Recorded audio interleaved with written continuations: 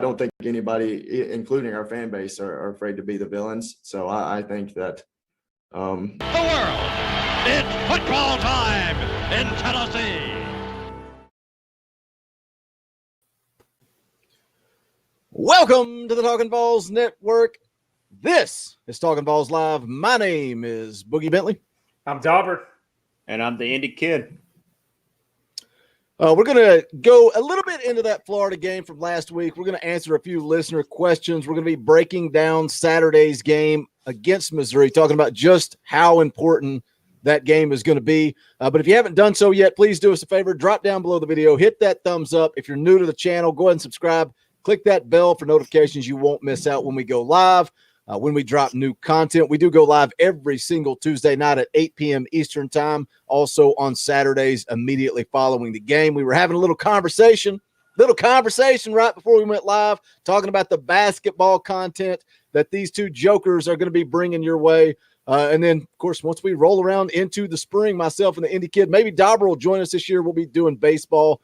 So no matter what sport you're into, the Talkin VAWLS Network, for the fans, by the fans, not experts, not insiders, except for maybe the Indy Kid. I don't know. He may be an expert, but we are fans just like you guys. So, again, smash that thumbs up, and we'll go ahead and get rolling here in just 1 second. You guys want to get an advantage over your sports book, you need to head over to the App Store or the Google Play Store. Download BetQL, the only app you need to make smart bets. Their computer model scans over 350,000 unique bets per year to give you the best bet recommendation for every game across all major sports. Also gives you the reasoning behind why you should place that bet. Their model covers everything from spreads to over-unders and player prop bets. But I know how some of you guys are. You don't always listen. You want to play armchair quarterback, and that's fine. If you want to do the work yourself, BetQL has all the necessary tools for your research needs. Sharp data so you can see who the pros are backing, line movements, you can jump on betting opportunities in real time. They've also got great team summaries highlighting previous success against the spread and the over-under. So go to try.betql.co/Vols to get started now. Going to drop all the links in the description below, but if you use that promo code VOLS at checkout, you're going to save 25% on all subscription offerings. They also have a deal where you can get an entire year of BetQL for free. So jump in the description below. Check that out, BetQL. So Let's run down sounding. Is it? I mean, I'm the voice. I feel like future voice of AEW on Wednesday nights. I think I'm the voice of, I don't know, the rebels of Tennessee media. We're not media, although we have a shirt that says we are. Let's run down the chat. Let's see who's hanging out. Lucas Sharp in the house says we are about to beat Missouri. Fish and Beans is here. I love that name, Fish and Beans. Howdy, howdy. What's up, Fish and Beans? Derek Rogers in the house, member of the channel, dropping those custom Talkin VAWLS emojis. UT Punkin, that's another great. You guys are you're upping the bar when it comes to names. I love it. Chris Bradley in the house. Alex, how do you say that, Indy Kids? Stoffel? You put a little Stoffel. There we go. I see 86 in the house. Aaron Brown is here. Tim Bradley is in the house as well. JJ Banks is here. Davenport, what's up, Davenport? We got a super chat here from John. Look, John, I love you, man. You're a member of the channel. You're here every single week. I feel like you need to change your name to John W. Bell IV, father of Trinity Bell. Let the people know just who you are. But thank you for the super chat. It says, what's up, Vol family? Keeping it 100. Thank you, John, for the super chat. We appreciate it. Claude Petty with a $5 super chat says, can't stay long. But have y'all heard anything about Hyatt? He had a lot of hype coming into the year, but haven't seen much from him. I think a lot of the wide receivers have kind of been a disappointment. Javonte Payton seems to me that the guy that's kind of stepped up early. Yeah, that was kind of what we thought was going to be a strength. I think a little bit of it has to do with quarterback play, but then we've had a little bit of the dropsies. And I think we've also got some guys that aren't getting off press coverage really easy. They're not getting separation. I don't know if it comes down to being undersized or comes down to, improper technique. bad route running.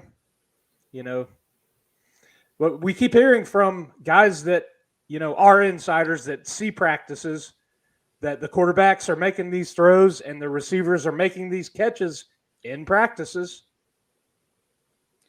Swain was talking about the wide receivers. I guess it was, I don't know what, yesterday, today.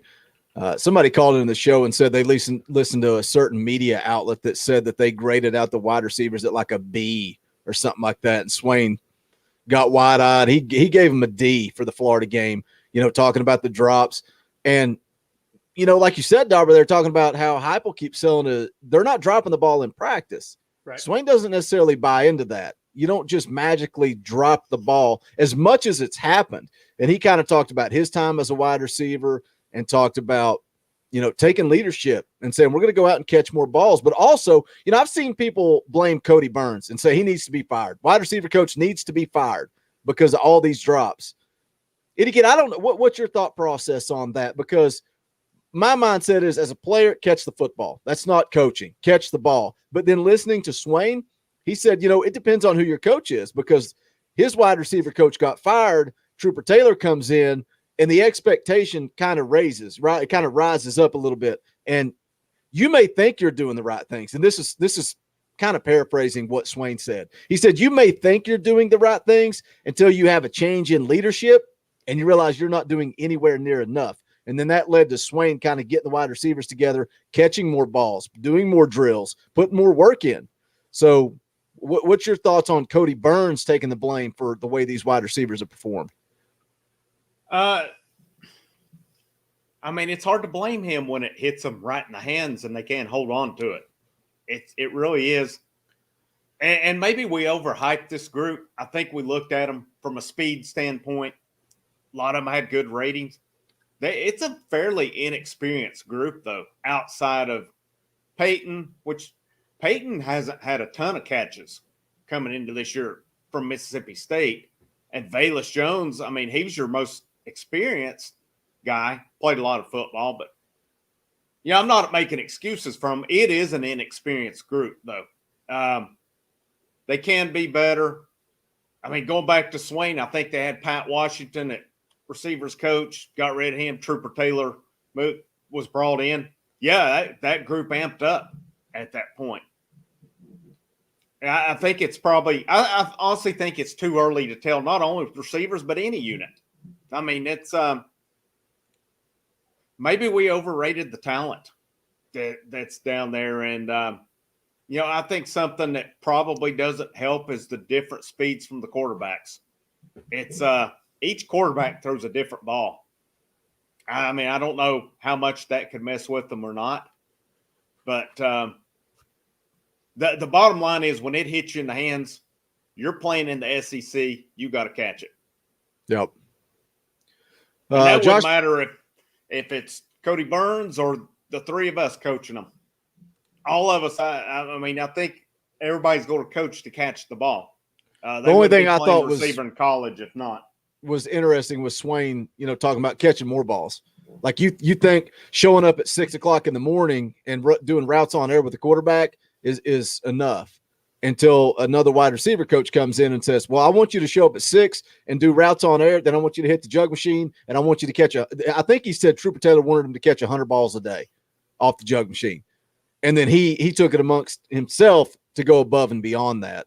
So I always love hearing a guy like Swain. And, say what you want about Eric Ainge. A lot of people get mad when I quote him or say that he said this or that. If you played SEC football, if you started for the University of Tennessee, more than anybody in this chat, more than anybody on this panel, you probably know more than anybody in Tennessee media. That's just the reality of the situation when you played the game at that high of a level. That's why I respect guys like Swain and guys like Ainge for their coverage of Tennessee football. Joshua Harmon for $10. Thank you for the super chat. Says, call me crazy. Calling it right now. 300 yards rushing and 300 plus passing. We will dominate Mizzou. Well, we're going to get into that. We're going to make some predictions a little bit later in the show. If that happens, I'm going to be feeling pretty good on Saturday. I hope you're right, Joshua. Thank you for the super chat. Straight Shooter 51 with a $20 tip in the old tip jar. Doesn't have anything to say. Just drops a 20 and heads on out. Thank you for the super chat, Straight Shooter. We appreciate that. Let's get into a fan question here and kind of launch things off. Let me see what I want to do here. There was a good one. Brennan Crandall on the Talkin Vols Facebook group. If you guys want to join it, just search Talkin Vols. We take listener questions every Tuesday. And then also just some great interaction in there. Sometimes there's some name calling and crying, but it is what it is. Good time had by all. But Brennan Crandall says, how important is the South Carolina game to get to a bowl game if Tennessee doesn't get it done this Saturday against Missouri? And I say that because it's kind of a launching point of just how important this Missouri game is, Dauber. I think if they lose to Missouri, that South Carolina game is almost must win at that point for Josh Heupel. I think Saturday against Missouri is must win. I mean, man, yeah, I don't want to get ahead of this Saturday and start calling games must wins. They got to show up Saturday ready to play. In Como, that it's going to be a tough ask to go to Missouri, and even with the issues that Missouri has had on defense this year up to this point, you got to look at it on this side of the ball. We've peaked in every game and then just kind of plateaued. Apart from Tennessee Tech, and I don't think you can really base much off of that game. The reality of it is this is a road SEC game, and it's going to be tough. What are your thoughts on that, Indy Kid? You think Saturday's must win? I'm assuming. Yeah, I think the next 2 weeks. I do, but I'll be honest. I mean, we don't know who the quarterback's going to be this week. If it's not Hooker, and if Cooper Mays can't play, man, things get a whole lot tougher. Well, Hooker and Mays can't play, because I'll be honest, I don't trust Joe Milton a lick to go out there and I'm going to open Pandora's box here. You put Harrison Bailey behind the line without Cooper. That's big problem. Well, let me shut all this down before we get ahead of ourselves, because today Hendon Hooker was at practice today. Hendon Hooker practiced today. Well, that's good. That tells me that Hendon Hooker will be playing on Saturday, because Tim Bradley asked a good question. He asked if Milton was QB1 for the Missouri game, do they rely on the run and route passing for the win, or do they continue to go for that deep ball? But I honestly, I think that if Hendon Hooker was at practice today, I would imagine that he's going to be playing. And I think we're all in agreement, right? Hendon Hooker's the guy. Hendon Hooker, you talk about earning it. Hendon Hooker went out and earned it. This is now his team moving forward.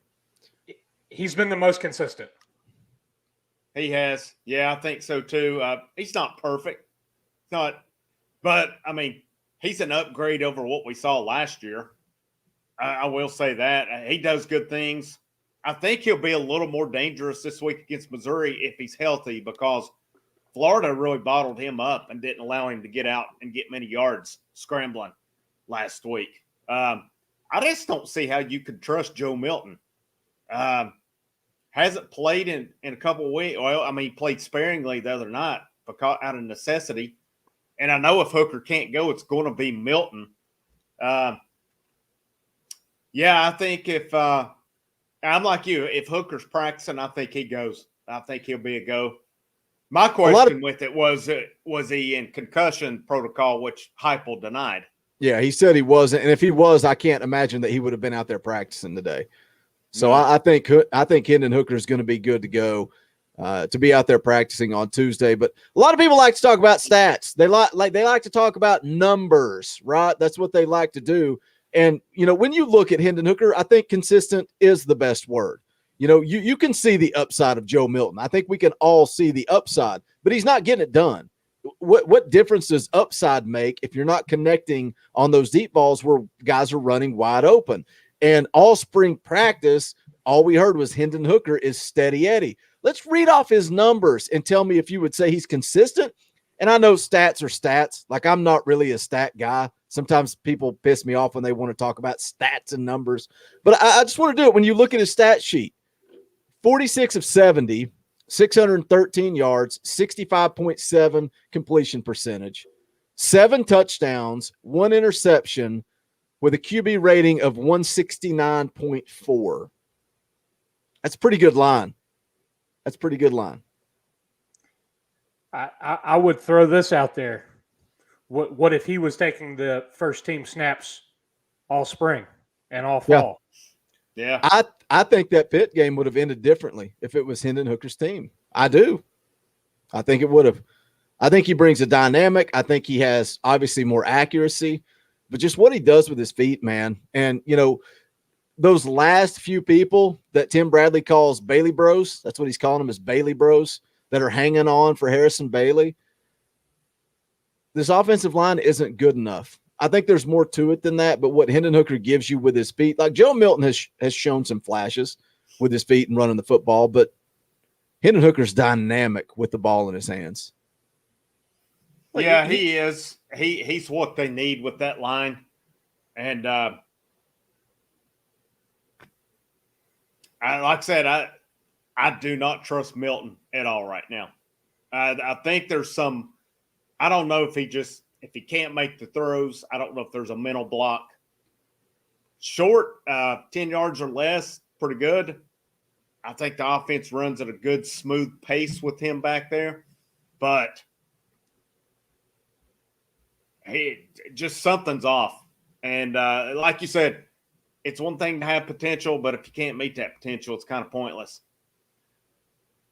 To me, Hooker, and I think I said this a couple weeks ago, he has some of the same traits and qualities playing behind a thin offensive line that makes you think of Josh Dobbs. He does, man.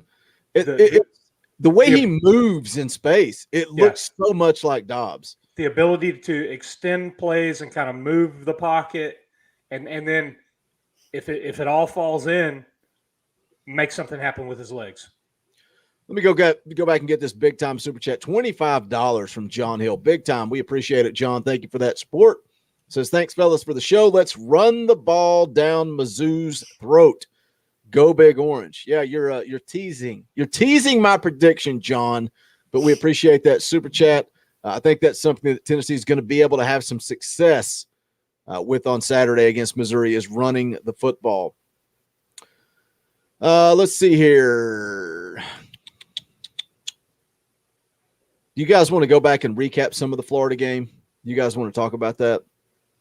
We can spend a little bit on it. I guess. Well, let's kind of transition there, talking about Missouri. They have one of the worst rushing defenses in the country, period. So you would like to think that Tyon Evans, Jabari Small, going to go out there and run the football and have a field day, right? But Dauber kind of touched on this a little bit earlier. We're missing a key piece of that running game. Cooper Mays, highly doubtful. I don't see him playing. The kid was out there with one arm and one leg. We touched on it in the post game. I love the toughness. Tennessee needs more guys like Cooper Mays. Talked about how Jabari Small, if he was injured the way he was in spring, he's sitting out 3 weeks. He taped it up. He went out there and competed against Florida. You guys think that Tennessee is going to be able to run the football without Cade Mays? And then to kind of make this a two-part question, when does Josh Heupel or Glenn Ellerby, whoever's making the decision, when do they move Cade inside and give Dane Davis a chance? Because all we heard was how good he was during the spring, and he's not got that opportunity. It's always been move Carvin inside the center and give Ollie Lane the spot at guard. And I would like to see what this team could do with Cade at guard and Big Dane Davis at tackle. What do you think, Eddie Kid? Agree. Totally agree, because supposedly Cade's best spot is guard. So, yeah, I'm with you. I mean, because all we heard at one point in time, Dane Davis was one of the best 5 linemen, and then the first the one coming off. Yeah. Yeah, absolutely. He was then all of a sudden the 6th man. So the guys they've been plugging in at left guard have not been getting the job done. So I'm with you. I would like to see I would imagine maybe Cade goes to left guard, maybe you plug him in there if you went that route, or maybe you slide Spraggins over to left guard. I'm not sure on that, but that, I mean, to me, I mean, and I'm guys sitting here, talking about it, but that seems like the most obvious to me is you get your best 5 guys on the field. And I just don't think the guys they've been plugging in are part of the best 5. I know when Dane Davis has played, Hypo has made mention and praised him each time about how well he's played. So let's see it. I want to see him in there, and I would like to see what the line could do. Again, if May's best position's guard, why not move him in there? I think that's which is the lesser of 2 evils, him at guard or at tackle in that position. Here's the thing, though. I also think to run the ball successfully, the passing game's gotta be a little bit better. And I mean, we've kind of touched on that and the quarterback flip flop and issues we've had there, and the wide receivers. I think in order to make up for the thin offensive line and the questions and potentially moving guys around, to be able to run the ball effectively when you've got guys shuffling around like that, you're going to have to throw the ball as well. You have to make some plays, stretch the field out, get everybody from in between the hashes spread out a little bit more. And, I mean, that's when you can throw a little screen or hitch pass and let your wide receivers do some work and bust it 60 yards. I mean, we've seen that once or twice this season. Guys making plays in space. We've got athletes that can do that, but you've got to kind of be able to do a little bit of running and a little bit of passing to kind of set stuff up. And I think going back to, like we talked about post-game from the Florida game, this offensive staff, their schemes and game plans, I am loving. I think they're on to something. Stuff is working. Guys are running free and open. Plays you can see developing and are there. It's just lack of execution. And Heupel said this week, talking about the coaching staff, he talked about Rodney Garner and how he completely changed the culture of that defensive line, a unit that was a weakness. And look what they've done in the run game. And they've got to find a way to get more pressure on the quarterback. But when you sit back and you look at the overall look at my brain's doing 2 things. The overall picture, look at the quarterbacks that Tennessee's gone up against.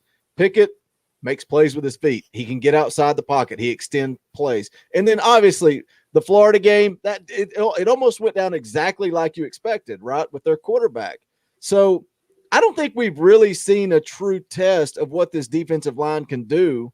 Maybe Bowling Green and Tennessee Tech, but even that's not it's not very accurate. But I want to see what they can do. But I love this coaching staff. I do. And one of the questions we have here from Keith Lester, he said, what do you want to see from this coaching staff moving forward in regards of keeping the needle moving in the right direction from a program big picture point of view? And then there was another question. Let's see here from Nina and Andy Moreland. It says, I think the culture is changing. The players' attitude is where it should be. They're young, making mistakes, but this can be fixed by coaching and experience. Will this fan base ever take a deep breath and give this coach some time? Both those questions kind of going in the same direction. And what do you think, Indy Kid? I think we all agree. I think a lot of people came into this Josh Heupel hire and they didn't like it. Like right out of the gate, they never gave him a chance. They said that Tennessee didn't spend the big money and that it was Danny White going and hiring his buddy. But I think through 4 weeks, yes, there's been some tough times. The Pitt loss is not acceptable. Getting blown out in the second half of Florida is not acceptable. But I think you're truly seeing development. What you're seeing is a lack of depth. So what does this coaching staff have to do? And on the flip side of that, Indy Kid, how patient will this fan base be overall? I think the next 2 weeks is going to determine some patience. If they lose the next 2 weeks, you can forget patience. But let's see where they go. I mean, there's a whole that there is concern with. There's discipline issues in tough games. Yeah, I'm going to play both sides of it here. That's what we're supposed to Also- do, and pit the chat against each other. So they yell at each other, and we're good. Well, Sorry, I mean, go you ahead. remember I said Sunday to shut the program down because they lost, but just to clarify, anybody thought I said that? No, I said if we're to the point in this program that we're taking moral victories off 24 points, that's a low point. That's basically what I meant on that. But anyhow, back to it. I think people are seeing the discipline issues, and that's tough to watch. And then, some of that's the players, some of it was coaches on that. And you can't help people are looking at recruiting. It's the lowest it's been since I can remember it. And there's no buzz around Tennessee right now in recruiting at all. Well, more 2023. We touched on that Saturday postgame, and I think there's a cloud hanging over the program with the NCAA. It's way too easy for other programs to recruit against Tennessee right now. Yeah, I mean it's way too easy. Let me hit these super chats. Dauber's got something he wants to share. I'll get that on the screen, but let me hit these super chats first. Dustin Sellers for 5. Thank you, Dustin. We appreciate it. Says Hooker's calm presence is a big key on why he's the better option right now. The speed of the offense will come in time. He's playing comfortable at the moment. I agree. And I also think some of that speed factor was Cooper Mays being out of the game. So I think Cooper Mays is going to help Hendon Hooker run that offense a little bit quicker. But consistency is the key. I think Hendon Hooker is the guy. Blueberry J with a 99-cent super sticker. Thank you, Jay. We appreciate that. Also, just want to take this time to say we've got 200 people watching live right now. We got 88 thumbs up. Do us a favor, right below the video. If you're hanging out, if you're watching right now and you like what we do, hit that thumbs up. Helps the channel. We would greatly appreciate it. Whether you agree with us, you disagree with us, that's part of it. We're fans. Like that's the reminder of we are fans. But we have this platform on YouTube, and you guys come and hang out, and it's awesome. I love what you guys have helped us build here. So if you dig it, if you're here every Tuesday, every Saturday, hit that thumbs up. It helps the channel, and we would greatly appreciate it. Let's get Dauber's screen shared up here, see what he's got for us. I hope it's something good. Dauber. Man, I saw this Saturday night after the game, and just talking about changing the culture and a different what we heard, from the onset of this Josh Heupel era was family, brotherhood. And this is Jalen Hite's dad, Jamie, talking about after the Florida game. The coaching staff could have just, gone and done whatever, gone out to dinner, but no, they were with the team, with the team's families, and hanging out, sharing in the disappointment. Because let's face it, I saw some tweets from some of the players too, and they're not happy. It sucks to go lose a game. It sucks to go lose a game to a rival. It sucks to lose like we did after having the first half that they had. But, it is that kind of everybody's in it together. And I've just got a good sense about this staff. And I feel like there is teaching and coaching going on. I think it's just there aren't enough horses in the stable. Let me hit this super chat because it applies exactly to what you're talking about here. James Malone for 5. Thank you, James. We appreciate that super chat. Says, hey, guys, I was at the game on Saturday and sat on the second row. From my perspective, the sideline chemistry was superior from previous years. What are your thoughts on that? And it goes with what Dauber's talking about there. I don't know if you guys saw this. Heupel actually took the team to a movie Friday night. They're in Florida. He said he wanted to kind of get them relaxed, get them settled in, get their mind off of it. This coaching staff, they seem authentic, and something I think we've talked about on the show before is, the way that Heupel's out there with his kids pregame, throwing the football around before the players come out and warm up. They seem like authentic people. Jeremy Pruitt seemed like a Nick Saban clone robot. And I think team chemistry does go, a long way. In my opinion, it does. Alontae Taylor said this week, we're not going to roll over and quit like we did last year. But do you mean that? Are you going to back that up? And we'll see. We'll see. But I think team chemistry does matter. I think it is important. That's why we beat it into the ground in the offseason. Because when they're doing the little things like cookouts and like the ice cream truck and, going to the home run derby, everything they did, it's about building relationships and, not screw Jeremy Pruitt, but not to keep burying him, in the guy's defense last year, COVID year, that was tough, man. That was tough for everybody to balance. How do you build team chemistry when your player meetings, your position meetings are via Zoom, right? That makes it tough. And I'm not defending Jeremy Pruitt. The guy's a prick, but Josh Heupel seems authentic to me. Yeah, and I didn't get to finish my thought earlier, as a matter of fact. But, there's the recruiting, there's the discipline, but at the same time, a lot of people are pointing out the game plans. There's good game plans each week. It just takes execution. The 71 scholarships is a big deal, man. The transfer portal is a big deal, how much they got hit by it. And you think about there were multiple linemen, 2 running backs who are doing good things elsewhere. They did lose quarterbacks. They lost, linebackers that could have been key. There was a lot of losses this offseason. I think the staff's doing good things. Yeah.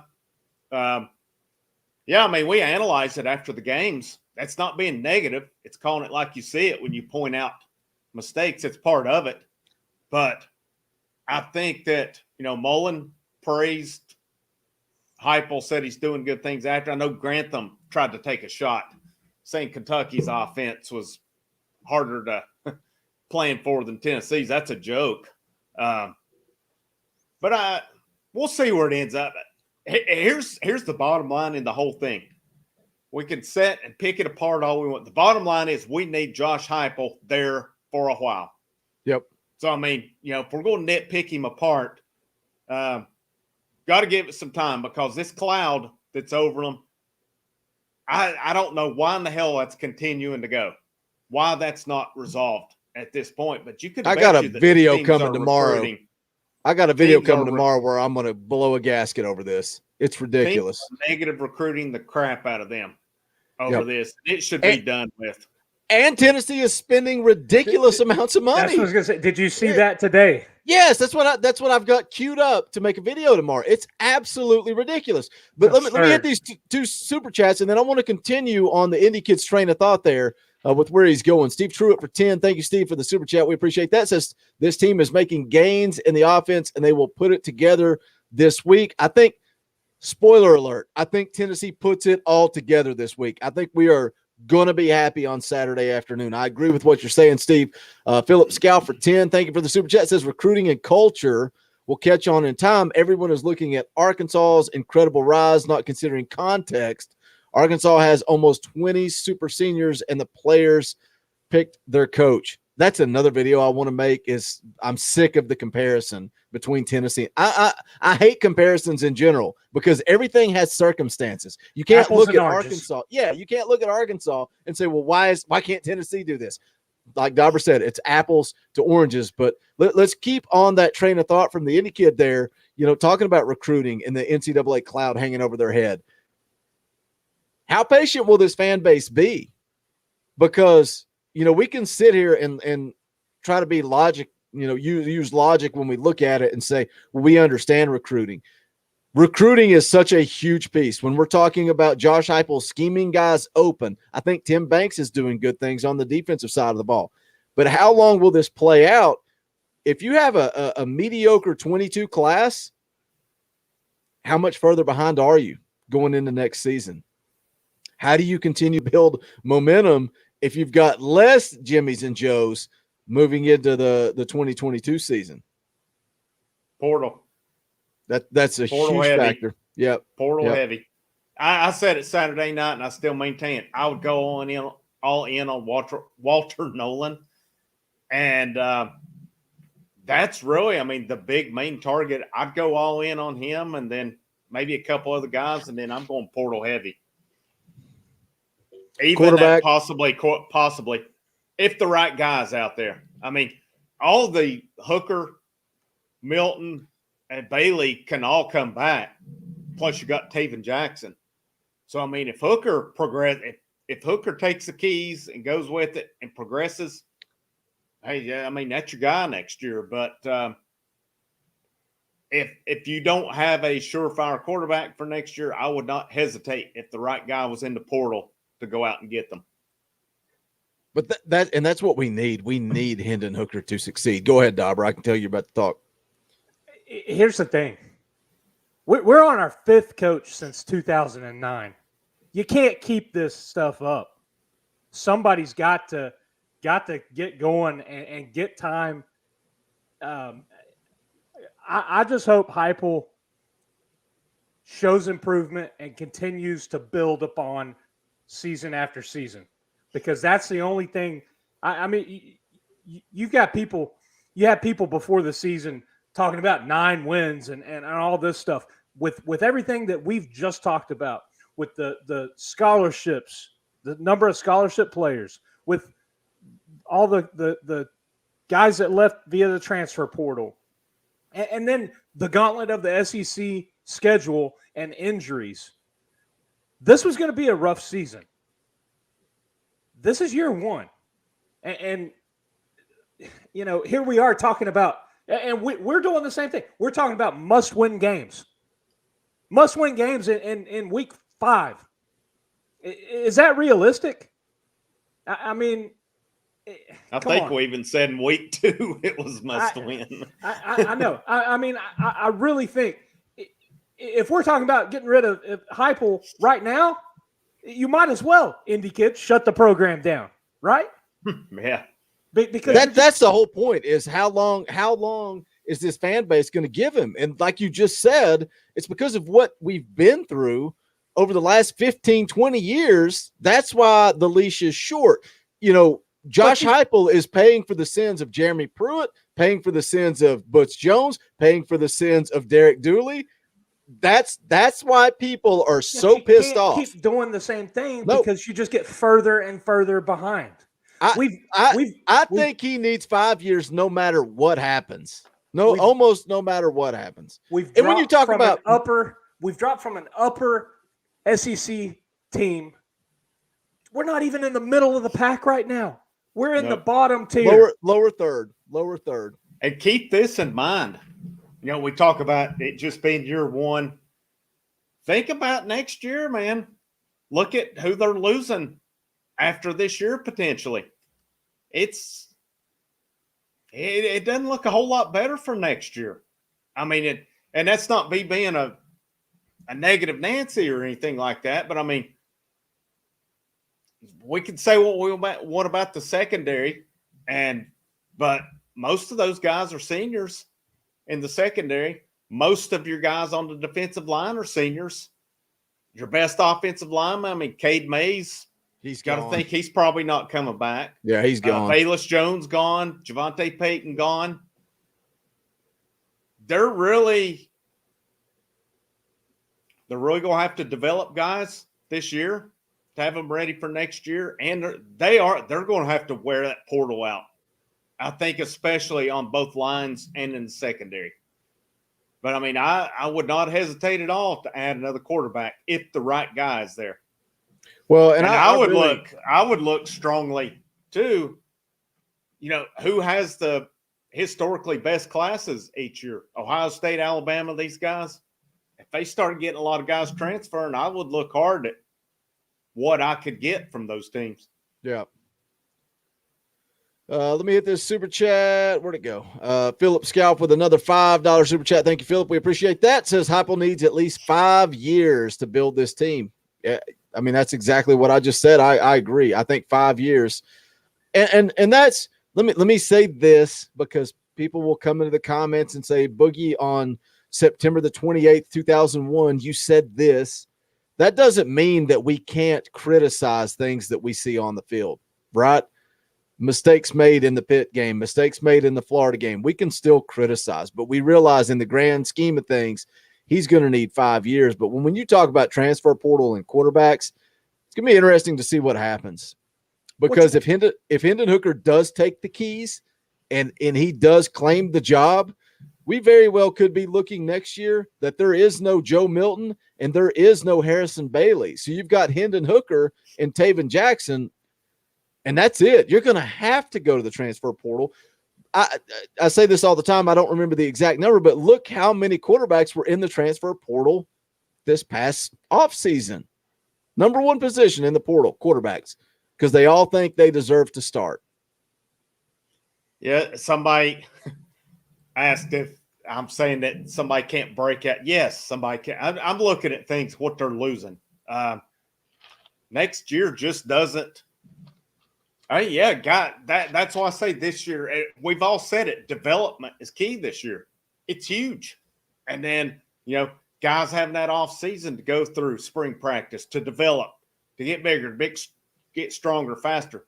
Yeah, guys can break out next year. But, looking at things where it is, there's a lot of inexperience coming back next year. They lose a lot of guys in some key positions. That's something to be concerned about. But on the flip side, that will be a second year for the younger guys in the system. We are talking about a brand new system. So there's something to be said for that as well. It's what you want to see from Heupel and this staff is improvement and consistency. And you want to build on that into next year. And you want to take that. You want to learn from the mistakes that you made against Pitt. You want to learn from the mistakes you made against Florida and not repeat them. That's what we've seen from past staffs and past coaches. They didn't learn from their failures. They came back out the next week and did the same damn thing over and over again. And it didn't work. I think something that'll be key, too, is just staff continuity. Hopefully they don't have staff turnover.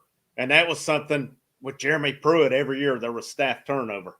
And sometimes good. For the most part, it was not good turnover. And Derek Dooley had big staff turnover. Butch Jones had staff turnover. Yeah, I agree about Heupel in 5 years. I think unless it's just I hate to keep referring back to the Pruitt era, but unless it's a third year like Pruitt, where the train just completely falls off the tracks. Like you guys said, we cannot afford another coaching change. So we need to give this guy as much time as possible, unless it's just one of those deals where it's just like, man, this is just not working. I don't think that's going to be the case, though. He's playing an exciting brand of ball. That's going to catch on eventually, especially when that offense gets rolling, when it hits a stride. People are going to take notice of that, whether it's 2022 recruits or whether it's guys transferring from other schools. I think really where we'll see their true recruiting chaps will be 2023. And it seems like they are in on a lot of better players. Nothing against the guys in this year's class. They've got some nice players. But it's just they didn't have the time. You mentioned earlier, Boogie, they're meeting by Zoom. They couldn't get prospects on campus till June. They're getting negative recruited against. We'll see a lot more what this staff can do next year as far as recruiting goes. But I think there's something there. I think there's a lot to work with. We've seen good things even in the losses so far. You brought up a super good point about staff continuity and about the previous coaches having guys defect and leave left and right. And a lot of those guys were jumping ship. They were taking lateral moves. Go back to Justin Wilcox. He went to Washington and took the same position. He couldn't get out of Knoxville fast enough under Dooley because you work that closely with somebody for a off season and a season, and you get to know, oh man, this is toxic. I don't want to be here. It's not working out, and we've seen that, and that's a telltale sign of the previous coaches that we've had. And that's why chemistry is important. And that's why when we talk about it, that's why it matters. And I think that plays into keeping this coaching staff together. Robbie S. for 5, thank you for the super chat, says we can criticize stupid mistakes, but we all need to know we won't really see where the delusional fan base thinks we are at until around late year 2 or 3. There's nothing wrong. That's the thing. There's a difference between negativity and criticizing. There's a huge difference in the two. You got to separate the two. But you guys ready to kind of get into this Missouri game a little bit? Yeah. All right, let's get into our predictions. As always, they're brought to you by BetQL. You can head over to the App Store or Google Play, download their app. They give you a huge advantage over your sports book by using the computer model, which scans 350,000 unique bets per year to give you the best bet recommendation for every game across all major sports. Gives you the reasoning behind why you should place that bet. If you don't want to use that model, I get it. I understand. You guys don't want to listen to anything we say. Why would you listen to this ad read? You want to do things yourself. You want to do the research yourself. And BetQL has all the necessary tools for you to do just that. Even if you're not gambling, they give you good team lineups, breaking news, injury status updates, great information right at your fingertips. Their best bet algorithm went 13-2 on 5-star bets for week 1 of the NFL games Thursday through Sunday. Don't miss out on your chance to beat your sports bet or sports book by using all the BetQL offers in the description below. If you enter that discount code VAWLS, VAWLS, at checkout, you're going to save 25% on any of their subscription offerings. So let's go ahead and jump into this Missouri game. We'll make some predictions. Who wants to go first? Should I just always go first because I've already done my prediction? I've already done the Missouri scouting report. I've already laid it all out and made my pick. So why not? And here's the thing for me with this Missouri team.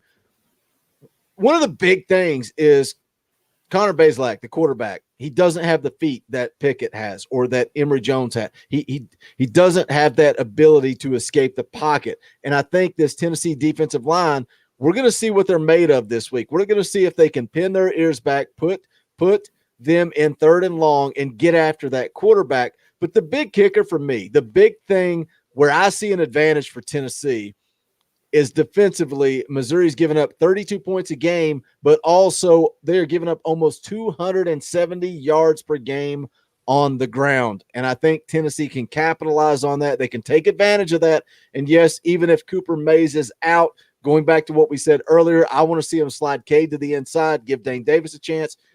We'll have to see how that plays out. But I think Tylen Evans is going to have a huge day on Saturday.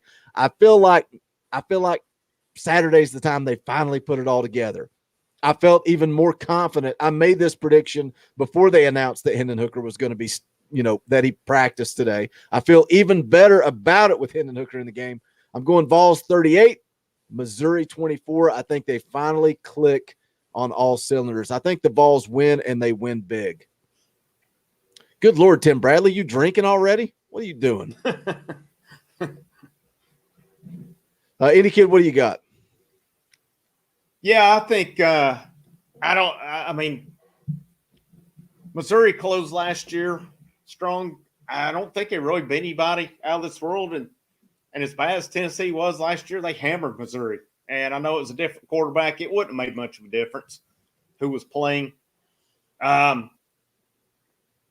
Missouri's favored this week, but I think if Tennessee could put some things together, I think that, I just don't think Missouri can go if they're even moderately running smooth this week.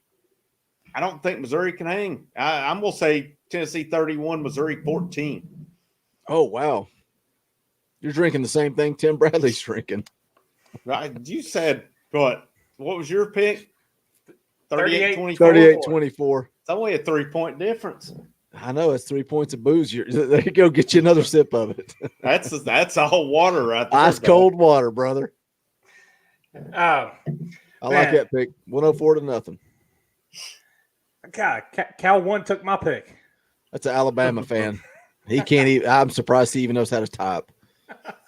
No, I agree. I think this this offense gets rolling, I think, let me preface that. If Hooker comes out and is healthy and plays, I think this offense will get clicking and rolling. I think you're going to have 100-yard games from both Evans and Small. Whoa. Because I think that they are going to pound the football. Are you basing that on my scouting report? Did you watch my scouting report video this morning, and that's what you're basing your prediction on? I actually didn't. Why would you watch my videos? I haven't watched it yet. I'll be honest with you. But Missouri is weak defensively. You already ripped off giving up 270 yards rushing per game, but overall they're giving up 450 plus yards total per game defensively. Like I said, I think Evans and Small are both going to rush the ball well. I've got Tennessee winning 31-20. I like it. I'll take it. Just a reminder, we will be live immediately following the game on Saturday. No tailgate show since it's a noon kick, but tune in immediately following the game. Just a reminder, too, we got 225 people watching live. We got 134 thumbs up. Let's try to get it to 150. You think we can get it to 150 thumbs up before we go off air here in about 10 minutes? Let's get it to 150. That'll make me happy. I'll be able to sleep tonight. I guess we can talk about a couple more things here before we go off the air. I wanted to talk a little bit about Byron Young, because that's a guy that he's been hyped to death. Everybody talked about, his fall camp and how he flashed. We hear that all the time. Then he gets suspended for 2 games. I guess you can call it a suspension, whatever you want to call it. Had to sit out 2 games. Now you see a lot of fans, and I know the type of fan that this is. You talk about Vols and all these people. All of a sudden, people are checking out on Byron Young and saying that he's not going to get the job done. He's a flop, whatever. The kid's young. The kid is young. He's playing behind Tyler Barron, who I think Tyler Barron's been playing well. But are you guys a little bit surprised at the amount of run that a guy like Roman Harrison is getting instead of getting Byron Young into the game? And, I know he missed the 2 games, but I thought we would see a little bit more Byron Young against Florida.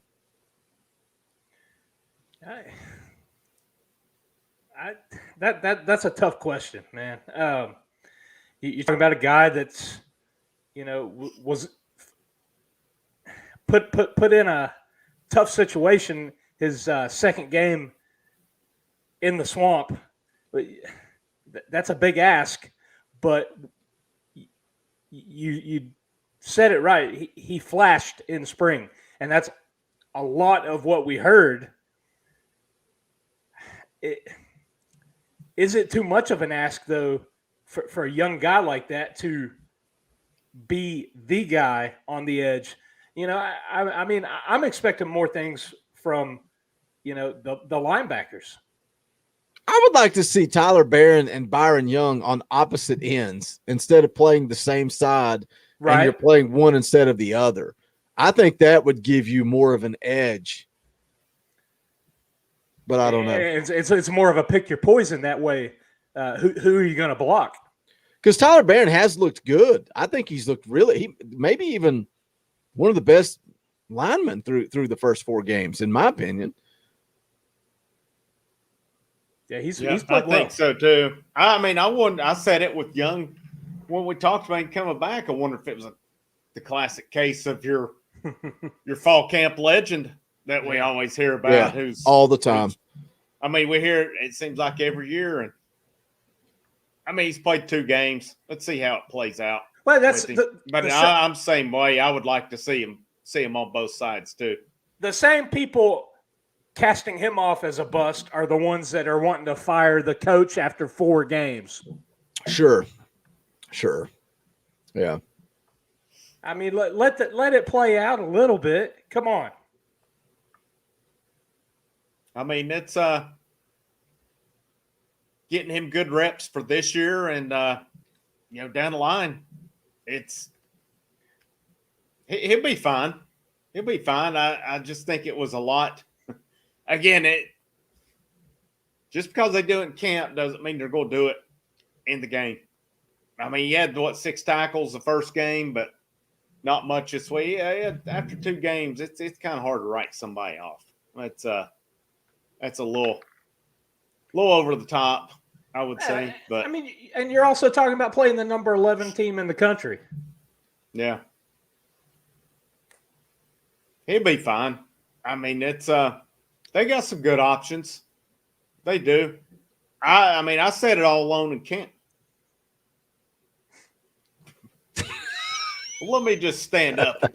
No, I better not. I better not put a show on tonight. Super chats would come rolling in. Yeah, buddy. I was high on Barron coming in. That's who I kind of picked to be the guy, the kind of go-to lineman. I think he's caused the most pressure. I don't know he has the most sacks, but I was going to say, name a better defensive lineman than Tyler Barron. Really?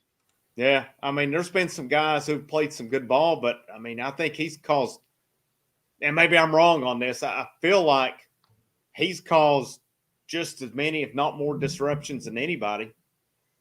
I mean, yeah, somebody said Simmons. I think Simmons has played pretty good on the line as well. I'm waiting for Mitchell to break out. I think we'll see this week. This will be a game, I believe it may play to him a little bit. Tyler Barron, Theo Jackson, Jaquan Blakely all have 1.5 sacks. And then Morgan Joseph, DeJoun Terry, Danico Slaughter, Jeremy Banks, all with 1. So yeah, I don't see pressures on this. But the defensive line as a whole has played good. You know, I think it's a little misleading when 2 of your 4 games you've got mobile quarterbacks. And that's why I really want to see what they do on Saturday. I think they can be a difference maker on Saturday. And that could also speak to the seeming lack of, productivity from the linebacking. When you're asking guys to kind of spy and play contain to a mobile quarterback rather than, dialing up blitzes and attacking. So, I think like Indy Kid said, maybe we are geared up. This kind of suits Mitchell to kind of come out and, have a game at linebacker. I think Boogie hit it Saturday when we were talking about the secondary too. Those safeties have got to be better. I think, based on what I've seen go back, I've kind of been a little hard on the corners. But, I mean, I know Trayvon Flowers had 15 tackles Saturday night, but how many times was he out of position? The safeties had a rough night. And I don't know. Maybe it's lack of pressure that's putting a lot more lack of pressure from the defensive line that's causing more pressure for the secondary. But I don't know. I did not feel the coverage was there Saturday night. I felt it was poor coverage because I didn't think Jones could pick them apart like he did. And he had a really, really high percentage just hitting productive passes throughout the game. There just wasn't a lot of good coverage, I didn't feel. When does a guy, and I said this in the post-game show too, so I'll just repeat myself, but when do you start giving a guy like Christian Charles more opportunities at safety? And that's something that Austin Price has beaten the ground over at VolQuest, basically saying you had an opportunity to play some young guys at safety. McDonald or Charles, but maybe both of them. Give them both some run.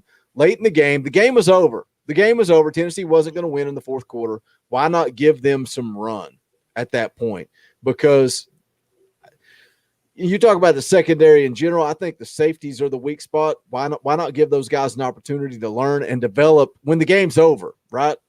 Valuable in-game reps. And against SEC talent. Yeah.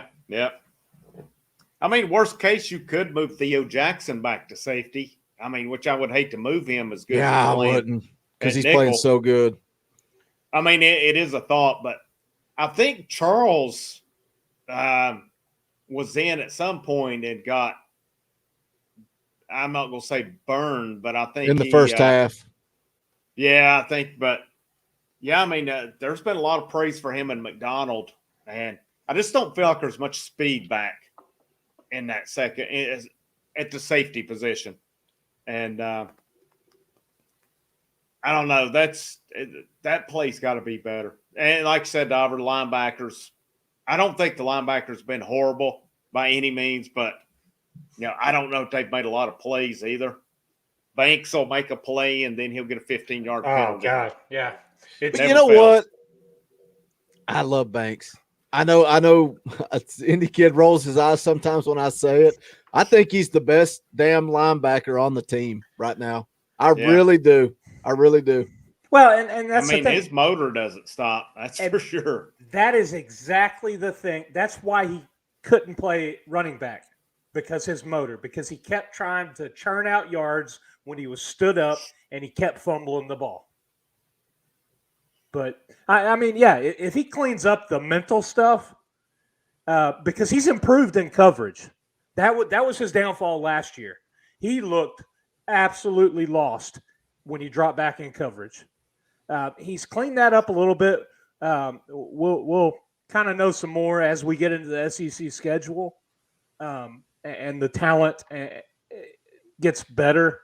But I mean, as far as stopping the run and coming up in run coverage, dude he's that's the mentality you want.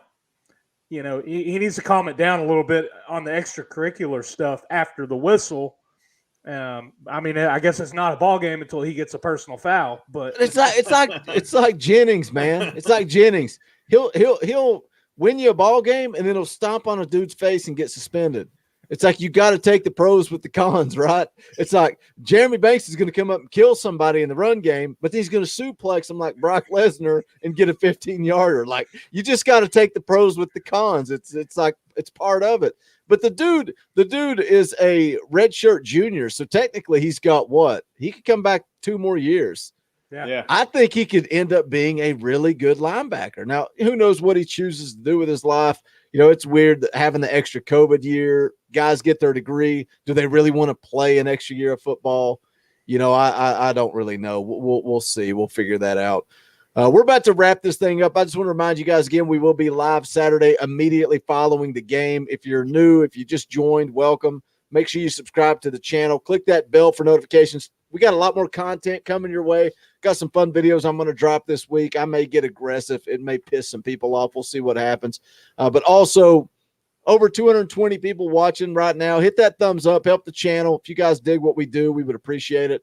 Also, you can pick up the official merchandise of the Talkin VAWLS Network. Go to bonfire.com/store/Talkin VAWLS. There's all kinds of different designs. Hoodies, women's tank tops, men's tank tops, 3/4 sleeve baseball shirts, all kinds of different designs and styles, color schemes. You can basically customize whatever you want. Dauber, what's the number one thing that people say when we show them our Talkin VAWLS flat bill hats? What do they say? Man, where can I get that? Where can I get that? Where can I get it? You know how many we've sold since we brought it back? I think you bought one and I bought one, and JP bought a couple. And now we brought it back, and not a single person's bought it. If you want a Talkin VAWLS State Pride flat bill hat, it's there. We got good. I love these toboggans. They're great. Tons of great merchandise. Go check it out. Any and all supports appreciated. If not, that's cool. We just appreciate you guys being here. Hit that thumbs up. Let me hit this super chat from Evan Counts for 10. Thank you for the super chat. What's up? You're lame when you never met your 3 best friends and only talk to them through super chats. Just kidding. It ain't that bad. Let's go get that W. You know what I was thinking about today? Let's just talk about this on air. I shouldn't say this on air, but I'm going to say it on air anyway.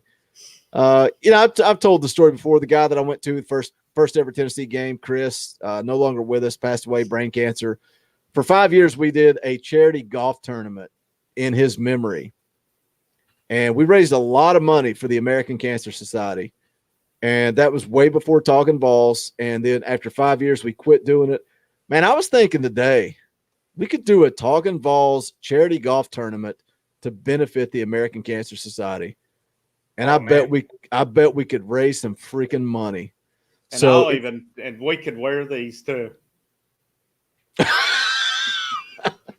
Is that what you're wearing right now, Indy Kid? Yeah. I don't know, man. I think I think we could probably pull it off. I think we could do, I did a golf tournament for 5 years. I know what it takes. I know how to put it together. I knew how to do all the logistics. Shannon Bradley there in the chat. I'm in. Let's do it, Boogie. Let's do it. I think it's a way we could kind of blend, the meet and greet, but also raise a little money for charity. I don't know. It's something for us to talk about, think about. If you're listening to this after the fact, leave us a comment. Let us know if you'd be interested. I'm just brainstorming. This is the first time I brought it up, so I don't know. We'll see what happens. But I guess that's going to wrap it up for this one. Again, we will be live Saturday immediately following the game. This is the Talkin Vols Network. My name is Boogie Bentley. He's Dauber. He's the Indy Kid. Go Big Orange. The songs howl like we poets sat in our chains, soaking moonlit falls, unbroken past this inundated orb that we draw home, and it's night and I'm alone and I'm alive.